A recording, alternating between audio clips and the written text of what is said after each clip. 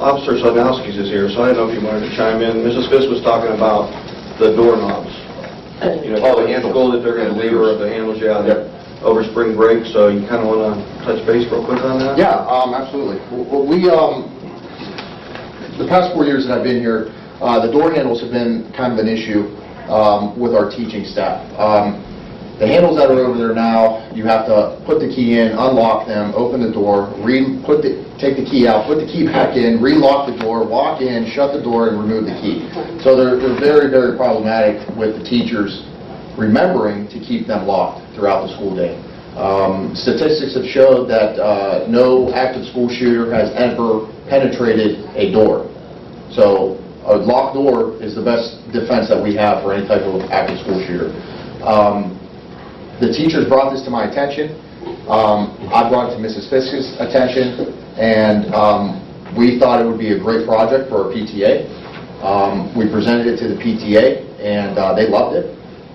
And we were able to get what they call an apartment door. So if anybody ever had an apartment... I said hotel, sorry. Hotel, well, same thing. Hotel, apartment. If you ever had an apartment, you remember back in the day, you used to just stick the key in, and you would turn the key, and you'd walk right in. Okay? All meanwhile, when you remove the key, the door stays locked.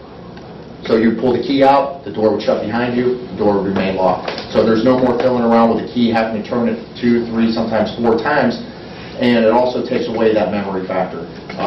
The door's already locked, so we don't have to worry about it. But the only memory factor is to take the key with you. Yeah. Just take the key with you.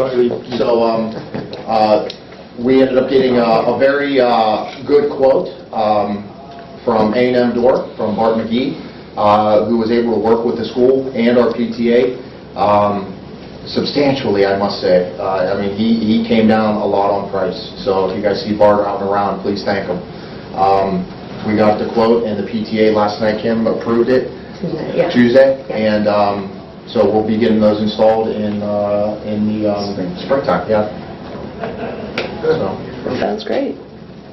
anything else you want me to talk about? Yeah, actually I do. So you have to get my notebook? No. So we'll just skip to my part, is that all right? That sounds great. So I am going to go down to the next page, and I will bring up T. But I'll bring up Men of Honor while you're here. Oh, sure. The Men of Honor program finally kicked off, and for the first year. And I'll tell you what, we've really had a lot of compliments. I know a few of us in this room got emails, phone calls about the positive results that they're seeing in the 9 kids that are participating in the Men of Honor program.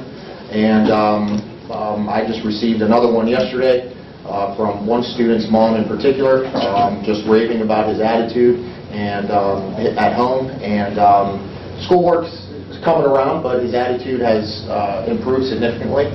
We just recently took, well, with Mr. Vega's idea actually, one of our lessons was about image and the image a man should portray in today's society.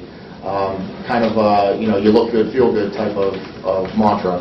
And I was able to, with Dave's permission, go out to New Style Salon and spoke to Shauna Graham.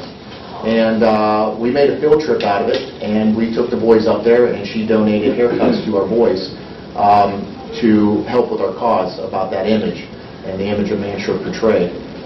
So that was very successul, and you know, we did a little PR write-up on it. I don't know if you have it with you. I can go get it if you'd like to see it. I don't I can bring it back. That's not a problem. I don't think I have. But it's a 10-week program, and we're on week 5 right now. So next week we meet every Tuesday for approximately 45 minutes or so, and you know, we talk about loyalty, honesty, integrity, all-around leadership skills that men should have in today's society, all the way down to how a man should treat a woman, how a man should portray himself through through the eyes of law enforcement, how they should react with law enforcement, how they should react with teachers, people of authority figures. And not only are we teaching them these lessons, but they're expected, and they were picked due to their, how should I say this, how well they're going to teach their peers. So not only are we just teaching them, but they're expected to go out inside the Jackson-Milton community and teach other boys these lessons, and kind of raise the community awareness about it. And so far, so good. I've had nothing but positive reports. I got to say, the kids just loved it too. They were so polite there, and we actually took them down. I took some in my car, and Bill and Dave took some down. And they didn't. They definitely. Some of them changed their hairstyle drastically. I mean, not seeing some eyes before we went.